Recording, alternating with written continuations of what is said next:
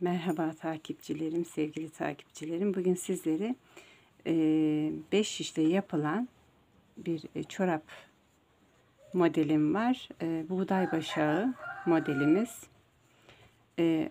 Bilek kısmından başlıyoruz. Bilek kısmından başlıyoruz. Örerek geliyoruz. Burnundan bitiriyoruz. Kullanacağım ipim Ören Bayan Dora. Kullanacağım şişlerim 3 numaralı 5 şiş ve ilerleyen zamanlarımızda da küçük bir makasa ihtiyacımız var, bir de tığımıza ihtiyacımız var, evet, haydi gelin başlayalım. 60 ilmekle başlıyoruz. 60 ilmek atalım. İpimizi bu kadar alıyorum. Önce bu parmağımdan, sonra ikinci parmağımdan geçirerek başlıyorum. 60 ilmekle başlayacağız. 3 4 5 6 7 8 9 10 11 12 13 14 15 16 17 18. Evet, 60 ilmeğimizi attık.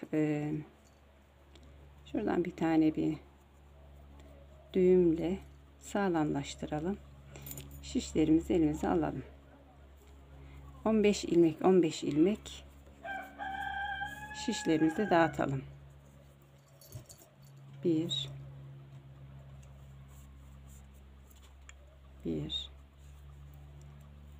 2 3 4 5 6 7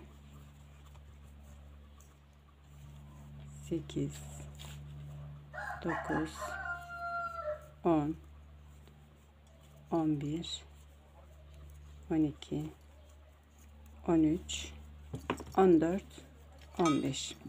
15 ilmeğimizi aldık. Diğer şişimize geçiyoruz.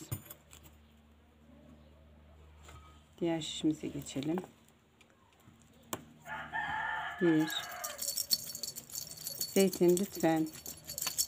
2 3 4 5 6 7 8 9 10 11 12 13 14 15. Evet, Zeytin lütfen oğlum, lütfen fazla cıngırdama. 15. Üçüncü şişimizi alalım. 1 2 3 4 5 6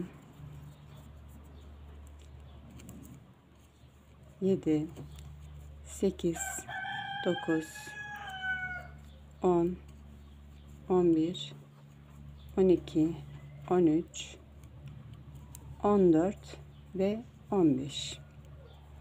Evet, diğer şişimize geçelim. Affedersiniz. 1 2 3 4 5 6 7 8 9 10 11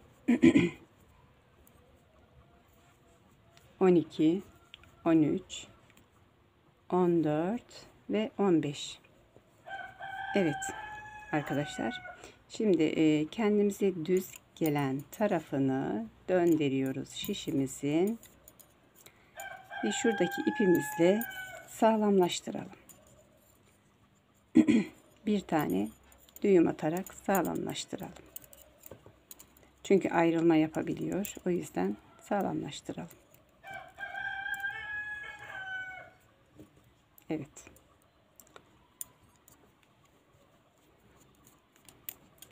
Arkadaşlar şimdi bu kirpikleri yapacağız. Önce bu bilek kısmını yapacağız. Bir de şu kirpiklerini yapacağız. Bunu yapmak için önce 7 sıra düz gitmemiz lazım. 7 sıra düz gitmemiz lazım. 1, 2, 3, 4, 5, 6, 7. 7 sıra düz gideceğiz. Düz örelim. Böyle düz örelim. Her şişimizi de düz örelim. 7 sıra örelim. Şimdi ikinci sıradayız. 7 sıra örelim. Örelim ve yine devam ederiz. 7 sıra örelim. Evet, böyle devam ederek bütün şişlerimizi 7 sıra örelim. Evet arkadaşlar, şimdi 7 sıra yaptık. 1, 2, 3, 4, 5, 6, 7. 7 sıra yaptık. İpimizin başını dolayalım. İpimizi şöyle dolayalım. İkisini birlikte alalım. Örelim. Yine ipi dolayalım. İkisini birlikte alalım.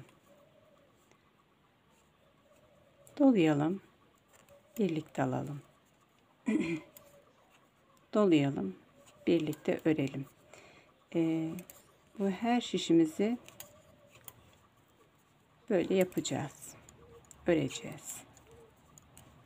Başını doladık. İkisini birlikte aldık. Tekrar başını doladık. Şurada bir ilmeğim kaldı. O diğer şişimize geçecek. Sizin de öyle olursa diğer şişeye aktarabilirsiniz. Evet, şimdi tekrar başını doladım. İkisini birlikte ördüm. Başını doladım. İkisini birlikte ördüm. İpimi doluyorum. İkisini birlikte örüyorum. Doluyorum. Birlikte örüyorum.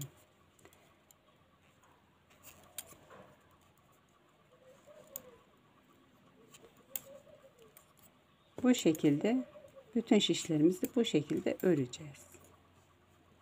Örelim. Diğer şişimize geçelim.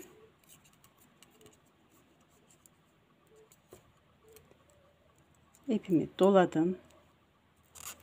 İkisini birlikte aldım. Doladım. İkisini birlikte aldım.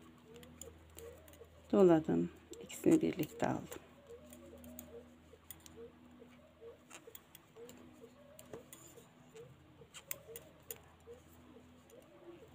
Evet, bu şekilde örelim.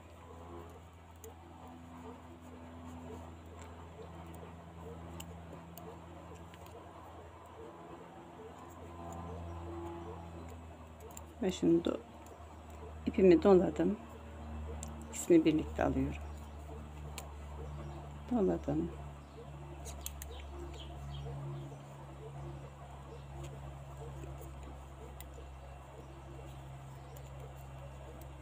Doladım. Tekrardan devam edelim böyle.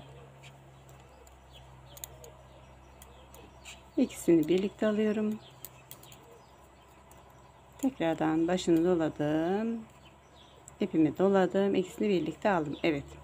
Bütün şişlerimizi bu şekilde örelim. Şimdi başladığımız yere geldik. İpimizden buradan başladığımız yere geldik. Devam edelim. Şimdi 15 sayacağız. 1 2 3 4 5 6 7 8 9, 10, 11, 12, 13, 14. Şu şişimizden bir ilmek alalım. 14, 15 tamamlayacağız. Şimdi tekrar bu şişimizi de sayalım. 1, 2, 3, 4, 5, 6, 7, 8, 9, 10, 11, 12, 13, 14, 15. Diğer şişimize geçelim. 1, 2, 3, 4, 5, 6, 7, 8, 9, 10, 11, 12, 12, 13, 14. Diğer şişimizden bir adet alalım. 15'i ekleyelim. 14 ve 15. Evet.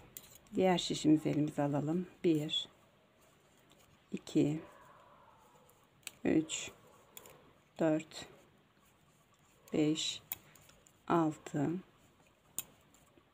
7, 8, 9, 10, 11, 12, 13, 14 ve 15. Evet. Bütün şişlerimizi bu şekilde ördük. Yine devam edeceğiz örmeye. Düz örelim yine. Düz örerken yine 7 sıra üzerine örelim. Evet arkadaşlar, 7 sıra ördüm. Bakın 1, 2, 3, 4, 5, 6, 7. 7 sıra ördük. Şimdi örgümüzün başladığımız bölümüne, başladığımız yere geldik. Çeviriyoruz şimdi şurayı. Başladığımız yeri. Bu ilmeğimizi alalım. Tığımıza takalım. Çevirelim. Şu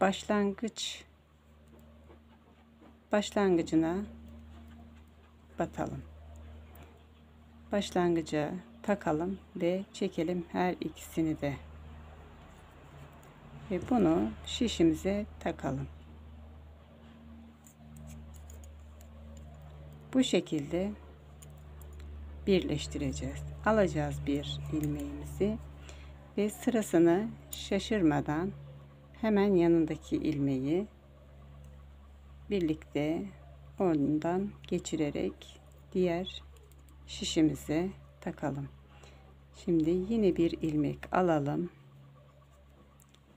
Bir ilmek aldık. Sırasını şaşırmadan hemen yanındaki ilmekten ipimizi geçiriyoruz ve şişimize 3 oldu. Bu şekilde bağlama yapacağız. Diğer şişimizi aktaralım. Ördüklerimizi tek tek şişimizden çıkarıyoruz. Şöyle çıkaralım. Buradan alalım. Yavaş yapıyorum ki siz de öğrenin diye. Buradan ilmeğimi çıkartıyorum. Arkadan ucundan ilmeğimi alıyorum, çekiyorum. İlmeğimi çektim. Şişime takıyorum. Evet, bu şekilde bakın çentiklerimiz ortaya çıktı. Bu şekilde çentiklerimiz ortaya çıktı işte. Şimdi yine bir ilmeğimizi alalım. Diğer taraftan da bir ilmek alalım. Sırasını şaşırmadan sevgili hanımlar. Sırasını şaşırmadan alalım. İkisini birlikte örelim ve şişimize takalım. Bir daha alalım. Buradan bir ilmeğimizi alalım. İkisini birlikte örelim. Şişimize takalım. Tekrardan alalım. Arkadan alalım. Bunu genelde bebeklerin yakalarına yapardık. Bebek yeleklerinin yakalarına yapılan modeldir bu. Şimdi çoraplara da güzel yakışıyor. Çoraba, patiye de güzel yakışıyor. Şimdi buradan da alıyoruz. Her ikisini birlikte örüyoruz. Şişimize takıyoruz. Bu şekil daha kolay olduğu için ben bu şekil yapıyorum. Size de öneririm. Takın. Buradan alın. Bir de buradan ilmeğinizi alın. İkisini birlikte örün. Şişe takın. İlmeğimizi alalım. Sırasıyla hanımlar, bakın. Sırasıyla gayet normal sırasıyla alalım. İkisini birlikte örelim. Şişimize takalım. Buradan bir ilmek alalım. Hemen yan taraftan da bir ilmek alalım. İkisini birlikte örelim ve şişimize takalım.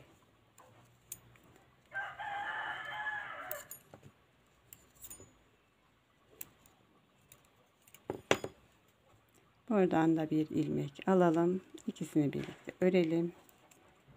Şişimize takalım. Evet. Bu şekilde, bakın bu şekilde yapalım. Diğer şişlerimizi de aynı bu şekilde örelim. Bir ilmeğimizi alıyoruz. Buradan da bir ilmek alıyoruz. İkisini birlikte örüyoruz. Bunu diğer şişe takıyoruz. Bakın. 1, 2, 3, 4, 5, 6, 7, 8, 9, 10, 11, 12, 13, 14, 15. 15 ilmeklerinizde şaşırmayın, karıştırmayın. 1 alıyorum. Bir ilmek de buradan alıyorum. İkisini birlikte örüyorum ve şişime takıyorum. Aldım bir ilmeğimi. Bir de ilk başladığımız yerden aldım. İkisini birlikte ördüm. Şişime takıyorum. Evet arkadaşlar, sırasıyla tüm şişlerimizi ördük. Bakın böyle bir görüntü oldu. Başladığımız yere geldik. Ben bu ipi kesmiyorum çünkü başladığımız yer belli olsun diye. Şimdi çorabımızın bu topuk kısmını yapacağız. Topuk kısmını yapacağız. Topuk kısmına geçiyoruz. Çorabımızın topuk kısmını yaparken başladığımız yere geldik. İlk ilmeğimizi ördük. İkinci ilmeğimizi örmedik, takıyoruz. İkinci ilmeği, üçüncüyü ördük. Diğer ilmeği takıyoruz. Bir örüyoruz, bir takıyoruz. Bir örüyoruz, bir takıyoruz. Ördüm, taktım. Ördüm, örmeden aldım. Ördüm, örmeden aldım. Ördüm, örmeden aldım. Şimdi diğer şişime geçiyorum.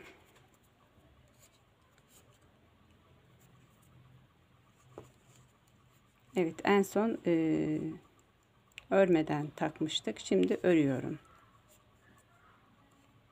Takıyorum. Örmeden ördüm.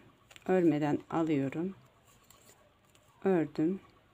Örmeden takıyorum bir ilmeğimi. Ördüm. Bir ilmeğimi örmeden takıyorum. Ördüm. Bir ilmeğimi taktım. Ördüm. taktım. Yine aynısını ördüm, taktım. En sonunu yine ördüm. Evet. Şimdi geçelim.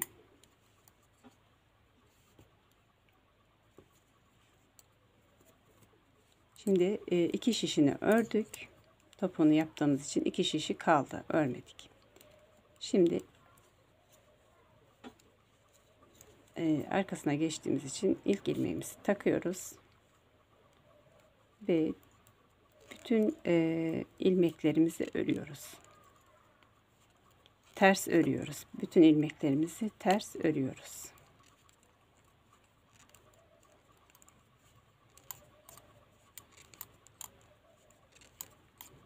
Bütün ilmeklerimizi ters örelim. İki şişimizi ördük.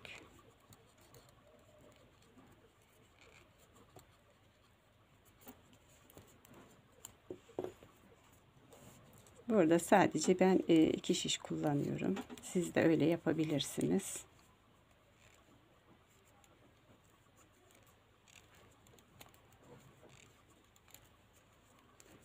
Evet, ilmeklerimizi tersinden örüyoruz. Evet sevgili takipçilerim, bu arada kanalıma abone olup bildirim zilini açarsanız diğer videolarımdan da haberdar olursunuz.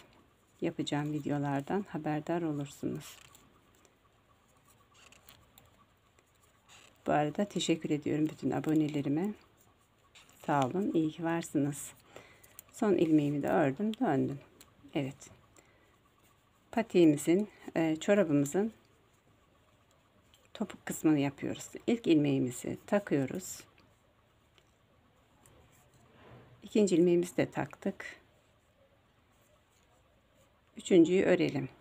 Takalım. Örelim. Takalım. Örelim. Takalım. Örelim. Evet, böyle devam edeceğiz. Bir takıyoruz. Bir örüyoruz. Bir tak. Evet arkadaşlar, topuğumu ördüm. Bakın bu şekilde ördüm. Şimdi buradan ilmeklerimizi sayacağız. Bakın şunlar V şeklinde olanlar 1 2 3 4 5 6 7 8 9 10 11 12 13 14 15 15 ilmek kalana olana kadar örelim. Daha sonra 15 ilmek, daha sonra topuğumuzun kesim aşamasını yapacağız. 1 2 3 4 5 6 7 8 9 10 11 12 13 14 ve 15. Evet. Sağda 15, solda da 15 ilmeğimiz var. Ortasına ipimizi koyuyoruz. Belli olsun diye. Şimdi şu ilmeğimizi 1 2 ördük. 1 2 ilmeğimizi birlikte alıp örüyoruz ve diğer ilmeğimizi de tek örüyoruz ve dönüyoruz. Buradan dönelim. İlk ilmeğimizi örmeden taktık. 1 2 3. Az önce ip koyduğumuz yere geldik. Şimdi 1 2 ördüm. 1 ve 2 ilmeğimi birlikte alıyorum. Örüyorum. Bir ilmeği de tek örüyorum ve dönüyorum. Şimdi ilk ilmeğimizi takıyoruz, örmüyoruz. İkinci ilmeğimizi örüyoruz. 3 4 5 6 7.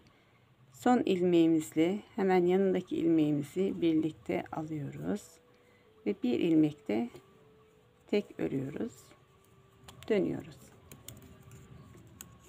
İlk ilmeğimizi takıyoruz, örmüyoruz. Diğer ilmeğimizi 1 2 3 4 5 6, 7. Son ilmeğimizi ve yanındaki ilmeği birlikte örüyoruz. Ve hemen yanındaki ilmeğimizi de ördük. Dönüyoruz. İlk ilmeğimizi yine örmeden takıyoruz. Diğerlerine geçiyoruz. 2, 3, 4, 5, 6, 7, 8, 9. Son ilmeğimizle hemen yanındaki ilmeği birlikte alıyoruz. Bir ilmek de yanından alıyoruz. Dönüyoruz.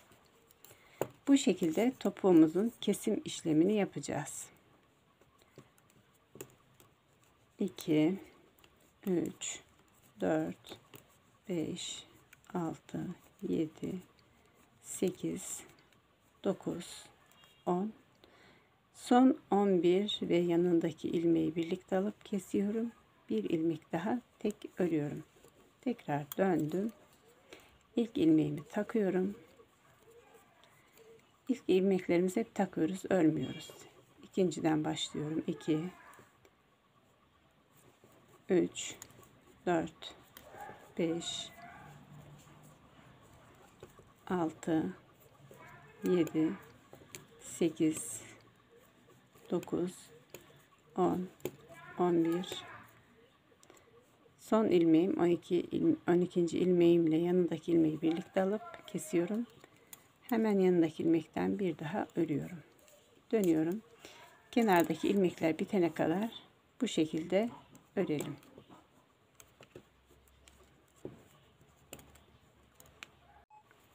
Evet, bu şekilde kenardaki ilmeklerimiz bitti. Son ilmeklerimiz alalım. İkisini birlikte ve son ilmeğimizi de alalım. Evet, bu şekilde. Şimdi arkadaşlar ilk ilmeğimizi takıyoruz. 2, 3, 4, 5, 6, 7, 8, 9. Diğer şişimizi elimize alıyoruz. 9 ilmek sağda bırakıyoruz. 1, 2, 3, 4, 5, 6, 7, 8, 9. Evet, 9 ilmek de bu şişimizde. Şimdi kenarlarındaki ilmeklerimizi takalım. Bakın şu kenarlarındaki V şeklindeki ilmeklerimizi takıyoruz. 1, 2, 3, 4, 5, 6, 7, 8, 9, 10, 11, 12, 13, 14 ve 15. Evet hanımlar. Şimdi şuradan bir ilmek alıyoruz. Şu ilmeğimizin kenarıyla şu diğer ilmeğimizin kenarından bir ilmek, ikisini birlikte örelim. Bir ilmek çıkartıyoruz. Bakın şu şekilde. Bu şekilde. Bu ilmeğimiz de bu şişimizde kalıyor. Ve diğer şişimize geçiyoruz. Bu şişimize, modelimize başlayalım. Şimdi modelimizi yapacağımız yere geldik. Modelimize başlarken düz örelim. Şimdi burayı da yine düz örelim.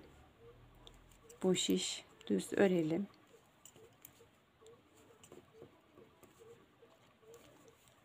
İsterseniz düz de örebilirsiniz. Benim gibi modelli de yapabilirsiniz. O sizin bileceğiniz, yani sizin isteğinize kalmış bir şey.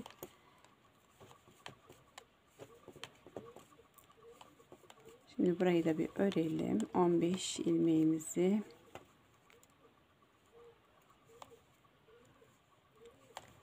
evet. Şimdi diğer şişime geçiyorum.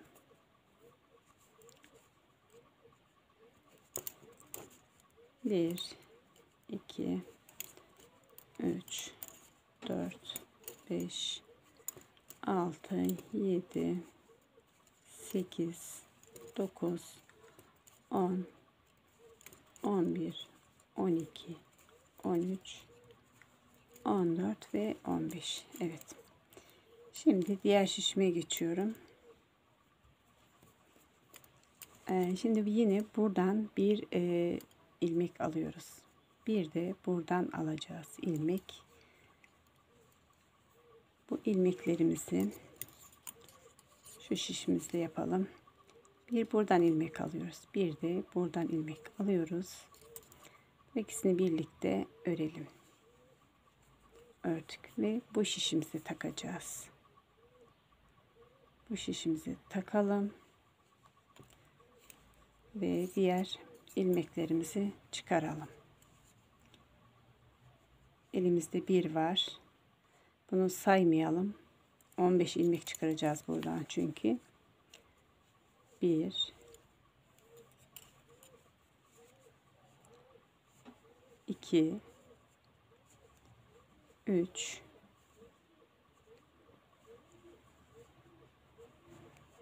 4 5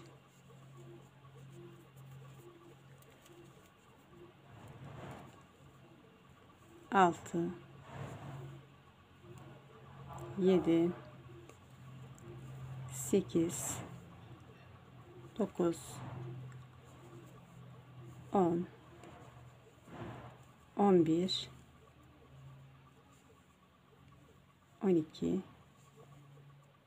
13 14 ve 15. Evet, burada da 9 ilmeğimiz vardı. 15 devam ediyoruz. 1 2 3 4 5 6 7 8 9. Evet, şişimizin tamamını sayalım. 1 2 3 4 5 6 7 8 9 10 11 12 13 14 15 16 17 18 19 20 21 22 23 24 ve 25 ilmek. Diğer şişimizde de, yani bu şişimizde de 25 ilmek olacak. Her iki şişimizde de 25 ilmek olacak. Şu diğer şişlerimiz zaten 15 ilmek. Topuk bölümündeki iki şişimizde 25 ilmek olacak. Devam edelim. Düz örüyorum. Burayı düz örüyorum.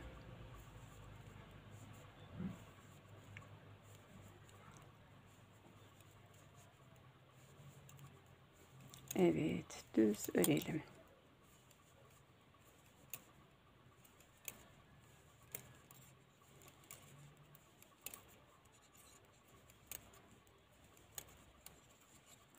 Bu şişimizde sayalım. 1 2 3 4 5 6 7 8 9 10 11 12 13 14 15 16 17 18 19 20 21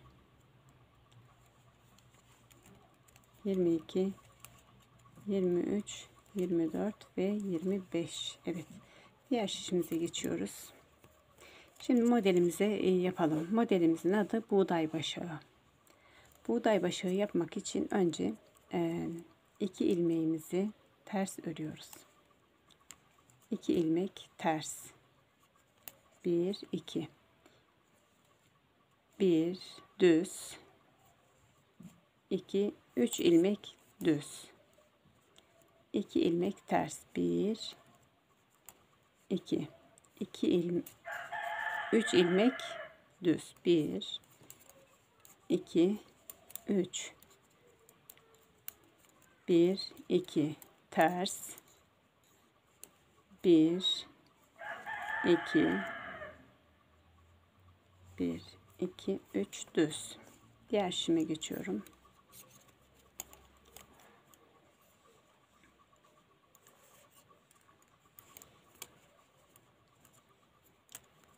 En son düzdü. Şimdi 2 ters, 1 2 3 düz, 1 2 3 2 ters, 1 2 3 düz, 1 2 3 2 ters, 1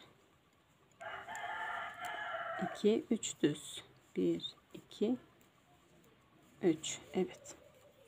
Şimdi arkadaşlar burada kesim yapacağız. Topuğumuzu azaltmak için 1 ve hemen yanındaki 2 ilmeği birlikte alıyorum. Kesimimi yapıyorum. Bu şekilde kesimimizi yapalım.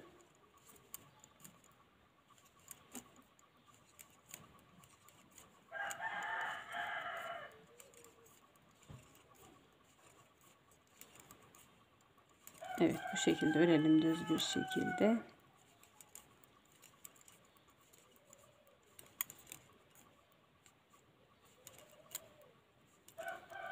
Evet.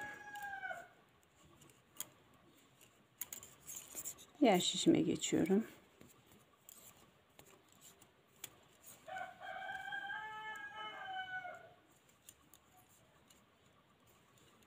Burayı da düz bir şekilde örelim.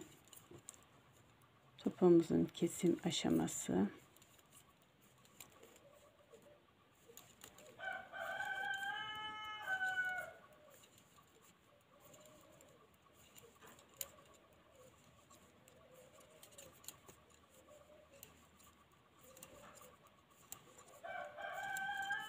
Evet. Düz bir şekilde örelim. Son 2 ilmek kalana kadar. Son 2 ilmeğimiz kaldı. Son 2 ilmeğimizi de milimizi şişimizi şuradan geçiriyoruz. Şöyle çapraz bir şekilde geçirelim. Buradan ipini alalım. Burayı da bu şekilde keselim. Evet, devam edelim.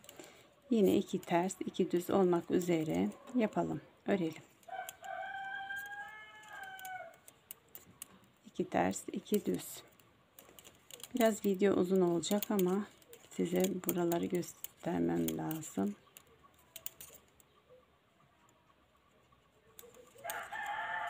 İki ters 3 düz olarak örelim. Buğday başağı modelimiz için. İsterseniz farklı da model koyabilirsiniz. Sade düz de örgü örebilirsiniz. Düz de örebilirsiniz. Model de koyabilirsiniz. Ben buğday başağı modelini seçtim. 2 hoşuma gidiyor. Çok güzel. 3 düz. 2 ters. 3 düz. 2 ters. Ve 3 düz. Evet. Az önceki sırada, bir önceki sırada kesmiştik. Modelimizi azaltmıştık. Şimdi ise azaltmayacağım. Şimdi azaltmadan, bu sıra azaltmadan düz öreceğim. Düz örüyorum. Azaltmıyorum bu sıra.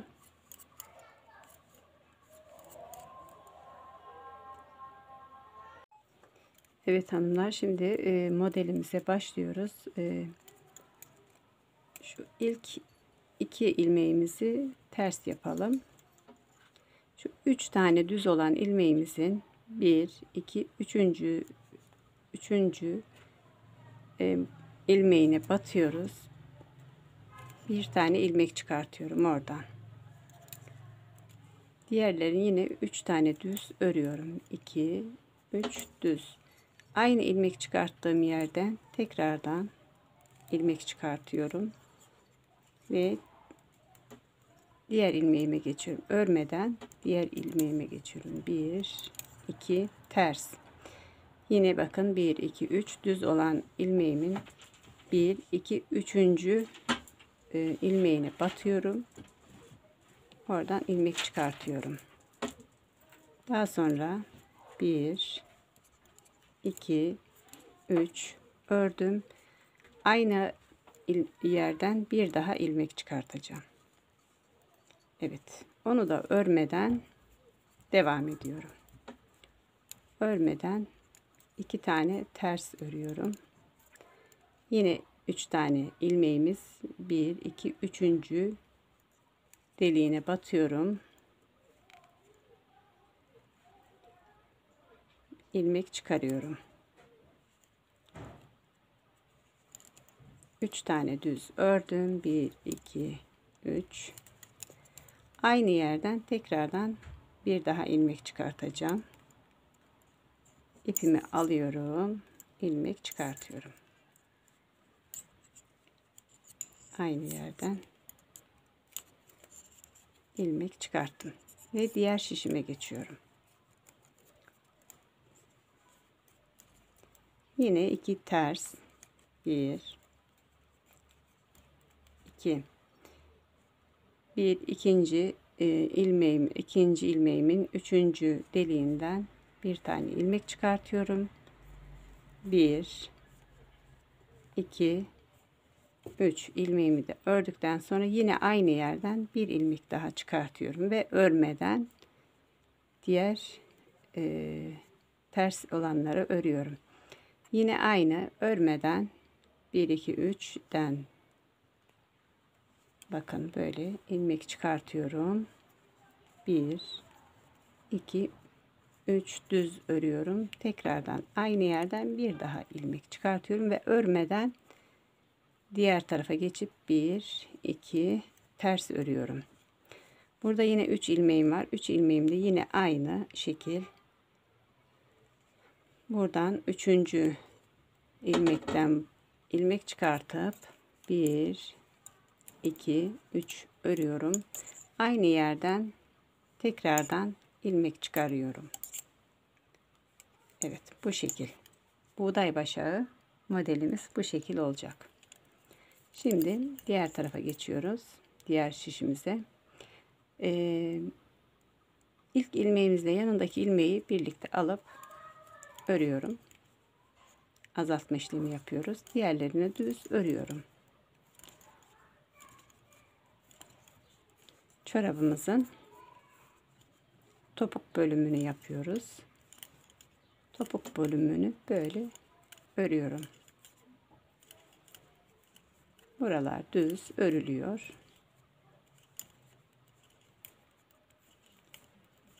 Evet. Bir sıra kesim yapıyoruz. Bir sıra kesim yapmadan örüyoruz. Bir sıra kesim, bir sıra kesim yapmıyoruz. Evet, diğer şişime geçtim. Yine düz örüyorum topuk olan topuğumu.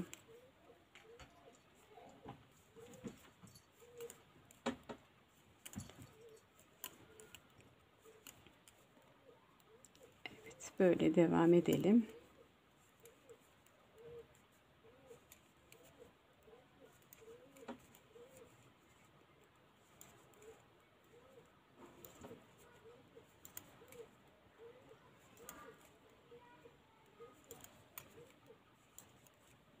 Son 2 ilmeğim kalana kadar örüyorum. Son 2 ilmeğim kaldı. Ve şişimi bu ilmeğimin çapraz olarak bakın şuradan şöyle bir iyice genişletelim. Şuradan ilmeğimizi alalım. İpimizi aşıralım. Buranın kesimini de bu şekilde yapalım. Evet, bu şekilde yapalım. Hem daha düz çıkar, hem daha güzel olur burası. Ve şimdi geçelim modelimize. Modelimize yine 2 tane tersimizi örüyoruz. Bu ilmeğimizi örmeden takıyoruz. Şu 3 tanesini örüyoruz. 1 2 3. Diğerini yine takıyoruz. 1 2 ilmeğimizi takıyoruz. 3 tane düzü örüyorum. Yine bu ilmeği de takıyorum. Diğer örmeden diğer terse geçiyorum. 2 ters ilmeğimi örmeden takıyorum. Diğer 3 ilmeğimi örüyorum. 1 2 3 Diğer ilmeğimi de örmeden takıyorum. Evet, diğer şişimize geçelim. 2 ters. Az önceki aldığımız ilmekleri örmeden takıyorum. Diğerlerini örüyorum. 1 2 3 ördüm. Örmeden taktım. 1 2 ters ördüm. Yine örmeden taktım. 1 2 3 düz örüyorum. Örmeden takıyorum. 2 ters, 1 2 örmeden takıyorum. 1 2 3 örmeden takıyorum ve diğer şişime geçiyorum. Evet, az önceki azalttığımız sıramızda şimdi azaltmadan devam edeceğiz. Böyle bir sıra azaltıp bir sıra azaltmadan örüp 15 ilmek olana kadar devam edeceğiz. 15 ilmek kalana kadar böyle örelim. Şimdi bir aşama daha var. Onu da göstereyim sizlere.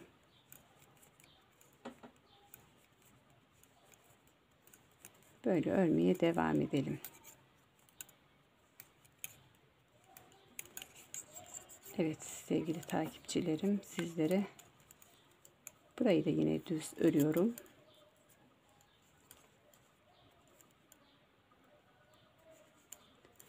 Düz örüyorum.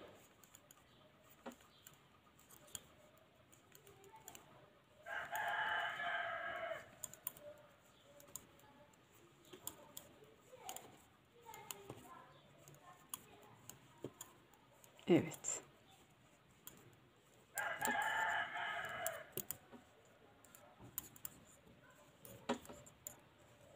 Burayı da şimdi düz örüyorum. Çünkü az önce azaltma işlemimizi az önce yapmıştık.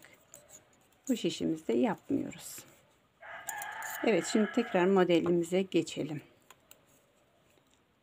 Şimdi modelimizin ikisi ters olanı yine aynı ters örüyorum.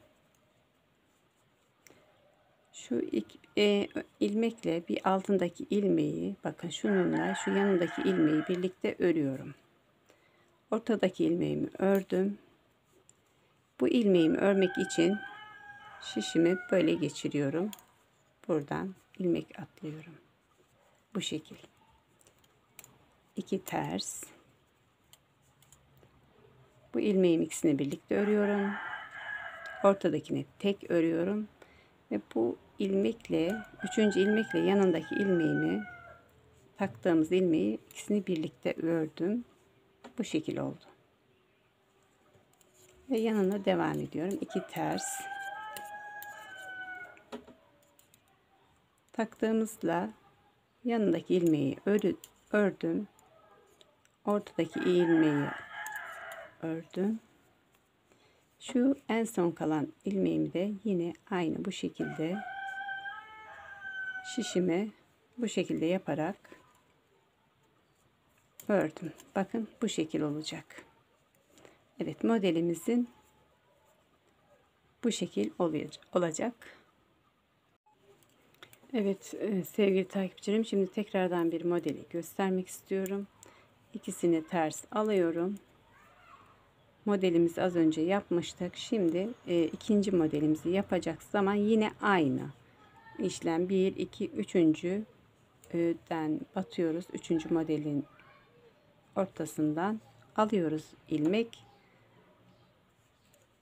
1 2 3 tane düz örüyorum. Yine aynı yerden bir ilmek daha çıkartıyorum. Bu şekilde örüyorum. Yine 2 tane ters. Evet, örmeden bu 3 düzü örmeden ortasından ilmek çıkartıyorum. Evet, ilmeğimi çıkarttım ama olmadı. Tekrardan ilmek çıkarttım. 1 2 3 düz örüyorum. Yine aynı yerden bir ilmek çıkartıyorum. 2 tane ters örüyorum. ilmeklerimi örmeden yine aynı üçüncü yerden alıyorum. Bir ilmek çıkarıyorum. Bir, çıkarttığım ilmeği örmüyorum. Diğerlerini örüyorum. 1, 2, 3 tane örüyorum. Aynı yerden bir ilmek daha çıkarıyorum. Evet. Ve çıkarttığım ilmeğimi örmüyorum. Evet hanımlar, buğday başağı modelimiz bu şekilde. Ördükçe gelişecek. Devam edeceğiz. Böyle örmeye devam edelim. Bu topuğumuzu da bir sırasında azaltıp bir sırasında azaltmadan şu ilmeklerimiz 15 tane olana kadar azaltalım. Daha sonra 15 tane azaltalım. Örmeye devam edelim. Ördükten sonra ne kadar öreceğiz? En azından işte göz kararı bir çorap şeklinde örelim. Ben burayı bir ölçeyim. Size şey yapacağım. Bakın, isterseniz şöyle yapabilirsiniz. Ölçmek için. Şöyle düzgünce yapın. Katlayın. Şu şekil. Olana kadar örelim. Burada azaltma işlemi yapacağız. Burun kısmında azaltma işlemi yapacağız. Orada yine görüşürüz.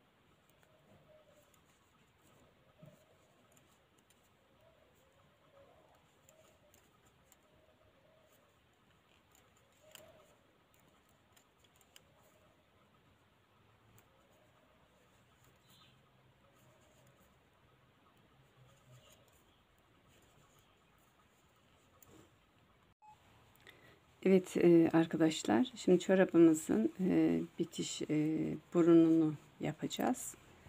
Ben modelimizi yaptım, modeli yaptım. Siz de yaptıysanız eğer şuradan saymaya başlayalım. Bakın, şunlar birer modeldir. 1, 2, 3, 4, 5, 6, 7, 8, 9, 10, 11, 12, 13, 14, 15, 16, 17, 18. Evet. 18 model yaptıysanız çorabımız tamamdır. Şimdi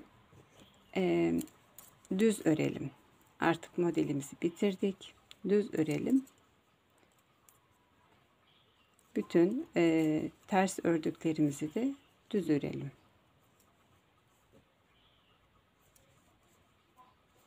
Düz örelim.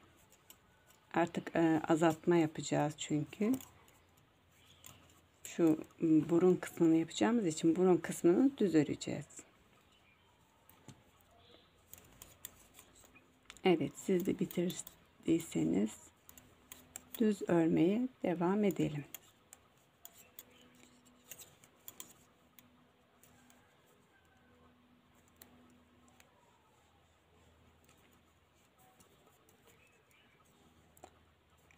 Düz örelim.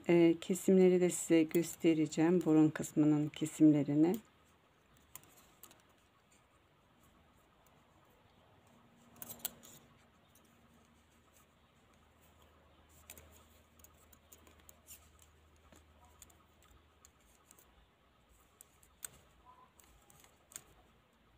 Artık düz örelim.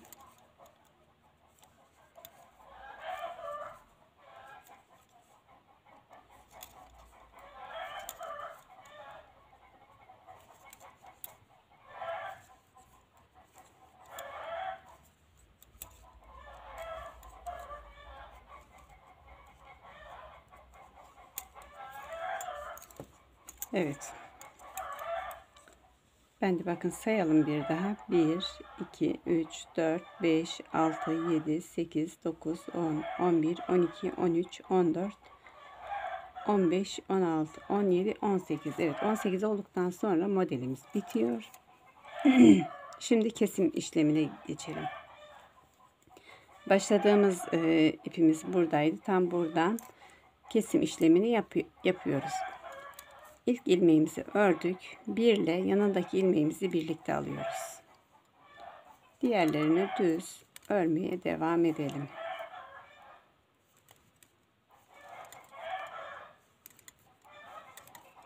Düz olarak öreceğiz. Örelim. Evet, diğer şişime geçiyorum.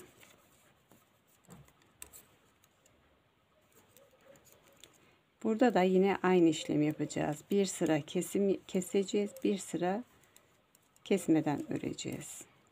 Azaltarak bir sıra azaltım yapacağız, bir sıra düz örelim. Evet, ilmeğim kaçtı yine. Nedense hep böyle olabiliyor.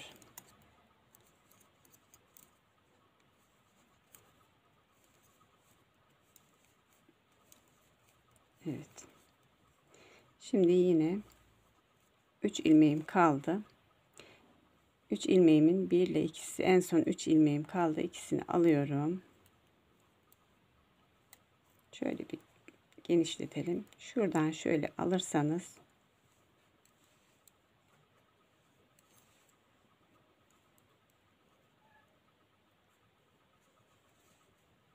burası biraz zor oluyor. Ama ilmeği çıkartıp takmaktansa böyle yapmak daha kolay olur. Şimdi yine buradan da aynısını yapacağız. İlk ilmeğimi ördüm. Diğer 1 ile 2'yi birlikte alıyorum. Diğerlerini düz örüyorum.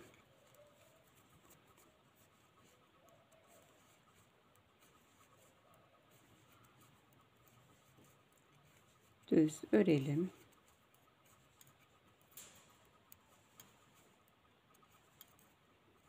Evet, diğer şişime geçiyorum.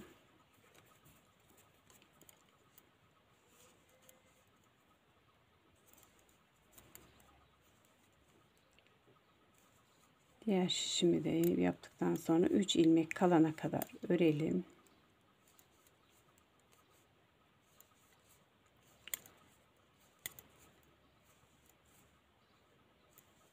Evet, 3 ilmek kalana kadar ördüm.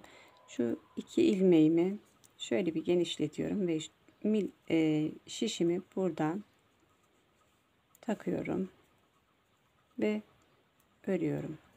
En sonunda böyle örüyorum. Evet, kesim işlemimizi böyle yapacağız. Burunu buralar düz çıkar. Gösterdiğim şekilde yaparsanız bu kenarlar düz çıkar. Yamuk durmaz. Evet hanımlar, beyler, şimdi geldik. Çorabımızın burun kısmını yaptık. Her şişimizde 6 ilmek kaldı. 1, 2, 3, 4, 5, 6. Yine bu şişimizde 1, 2, 3, 4, 5, 6 ilmek kaldı. Şimdi ilmeklerimizin kesim işlemini yapacağız. Kesim işlemini yapmak için bakın bu ilmek bu şişle diğer şişimizin iki ilmeğini birleştiriyorum. İkisini bir alıyorum. Evet. Şimdi bu şişime geçirdim. Bunu aldım. Tekrar şu şişimi alıyorum. Şişimi alıyorum. Bu biraz kafa karıştırıcı gibi ama şimdi şu ilmekle diğer şişimdeki ilmeğin birlikte kesiyorum. Kestiğim ilmekten bir önceki ilmeğimi atlattırıyorum. Bu şekil. Şimdi yine şu arkadaki diğer şişimden bir ilmek alıyorum. Bu şişimi böyle geçiriyorum. Her ikisini bak hem bu şişten alıyorum hem bu şişten alıyorum. İkisini birlikte kesiyorum ve üstünden bu ilmeğimi atlattırıyorum. Evet. Bu şekil. Şimdi yine diğer şişimize geçelim. Şu şişimizden bir alalım. Ve bu ikisini bu şişimizden aldığımızda bu diğer şişimizdeki ikisini birlikte örelim. Ve önceki ördüğümüz ilmeğimizi üstünden atlatalım. Tekrardan buradan diğer şişimden bir ilmek alıyorum ve aldım. Bu ilmeğimi takıyorum. Bu önceki ilmeğimi ve bu şişimden de alıyorum. Bir ilmek, ikisini birlikte kesiyorum. Evet. Şişlerimizde 6 ilmek olan şişlerimizde birer ilmek kaldı şimdi. Hem burada hem burada. Şimdi bu ilmeğimizi de üstten atlatıyorum. Şimdi birer tane ilmeğimiz kaldı. Takıyoruz. Bu ikisini birlikte örüyorum. Ördükten sonra tekrardan üstünden atlatıyorum. Şişimi çekiyorum. Evet, şimdi diğer şişlerime geçeceğim. Diğer şişlerime geçiyorum.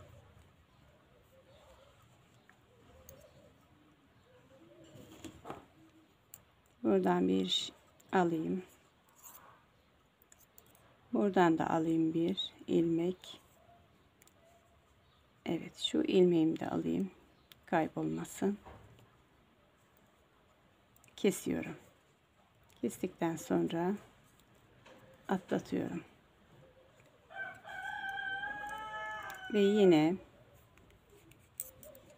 buradan bir ilmek alıyorum. Bu şişten. Bu şişten de bir ilmek alıyorum. İkisini ilmekleri çıkartıyorum şişimden ve kesiyorum.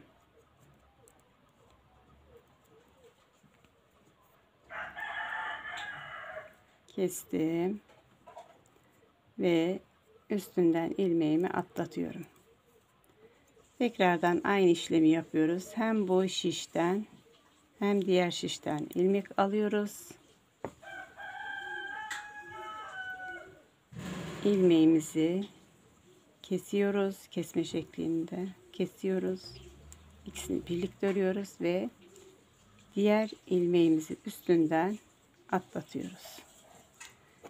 Bu şekilde bitireceğiz. Evet, diğer şişimizden öbür şişimizden alıyoruz. İlmeklerimizi kesiyoruz.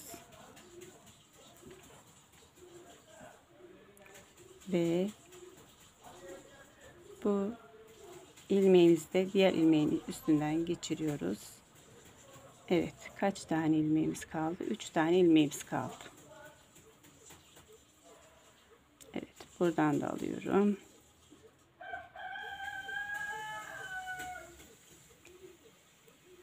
İkisini birlikte örüyorum. Ve diğer ilmeğimin üstünden atlattırıyorum.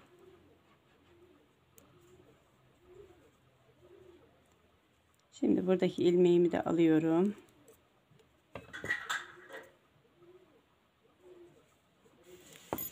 Buradaki ilmeğimi de alıyorum, bir ilmek.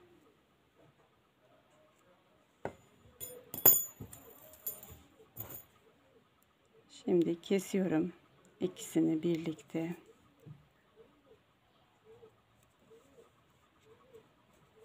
Ve üstünden atlatıyorum. İlmekleriniz kalana kadar bu şekilde keselim. Ve bir ilmeğimiz kaldı. Bir ilmeğimizi de bu yanımdaki diğer ilmekle birlikte keselim.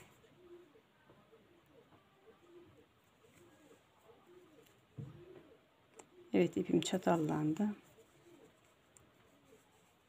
Bu şekilde ipimizi, çorabımızı kesimini yapıyoruz. Bu şekilde şurada ipim çatallandı. Onu iyice sıkmam lazımdı. Sıkmamışım. Şimdi tekrardan bir daha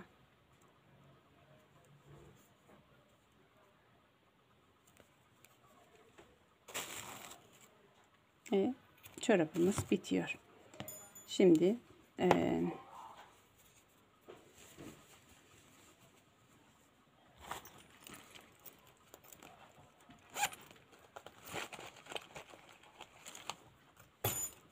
ipimizin uç kısmını da buradan çekelim.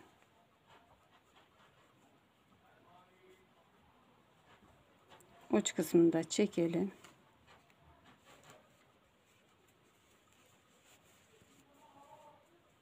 Evet, uç kısmını da çekersek çorabımızın içinden sabitleyelim. Bir düğüm atalım, sabitleyelim.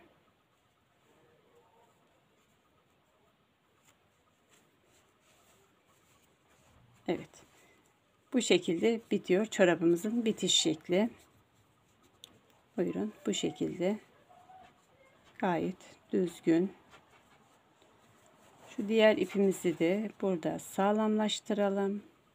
İlk başlangıç ipimizi, çorabımızı bitirelim. Evet sevgili takipçilerim, YouTube kanalıma abone olup bildirim zillerini açarsanız diğer videolarımdan haberdar olursunuz. Beğeni ve yorum yapmayı unutmayalım. Şimdiden teşekkür ediyorum herkese. Başka bir videoda görüşmek üzere. Hoşça kalın, sağlıkla kalın. Mutlu günler diliyorum. Evet, çorabımızın bitişi bu. Ben çorabımı 38-39 numaralı ayak için yaptım. Eğer şey yaparsanız, daha küçük ayaklar için yaparsanız 60 ilmek değil de